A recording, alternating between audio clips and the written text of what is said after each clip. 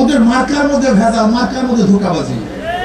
যারা নৌকা নির্বাচন করে নিজের নৌকা চালাতে পারে না, যারা ধানের শীষে নির্বাচন করে নিজেরা ধান কাটতে পারে না, যারা নাঙ্গলে নির্বাচন করে নিজেরা নাঙ্গল চালাতে পারে না, নাঙ্গল বইতে পারে না। নৌকা চালায় কারা? গরিবরা। ধান কাটে কারা? কথা বলে। নাঙ্গল চালায় কুড়াল দিয়া কাঠ ফাড়ে কারা? গরুর গাড়ি চালায় কারা?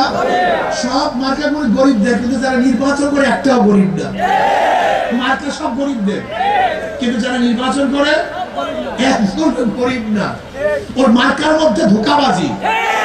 নিজেরা মার্কা নির্বাচন করে নিজেরা মার্কা চালাতে পারে না, কিন্তু হাত পাখা এমন একটা মার্কা যে নির্বাচন করে সেও চালাতে পারে, যারা করে তারাও চালাতে পারে নাকি ভাই?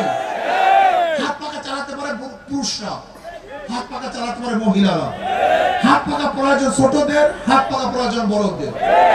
হাত পাখা প্রয়োজন গরিবদের, হাত পাখা প্রয়োজন ধনীদের।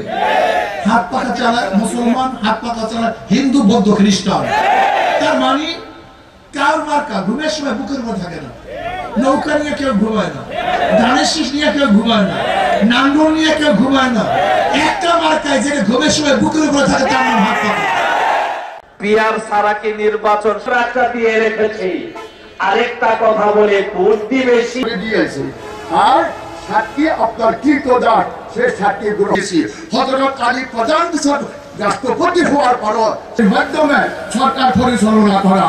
আমরা নির্দ্বিধায় বলতে পারি বিচারপতি প্রধান রাষ্ট্রপতির কি করে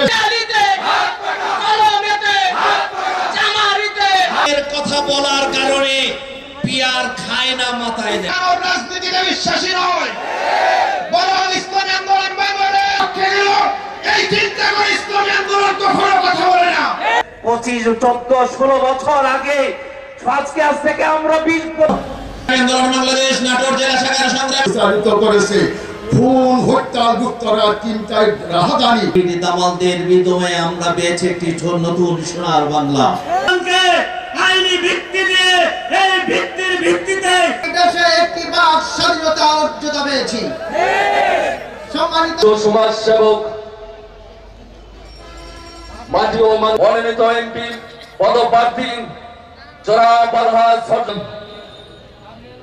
সংগ্রামী সাথী ও বন্ধুগণ,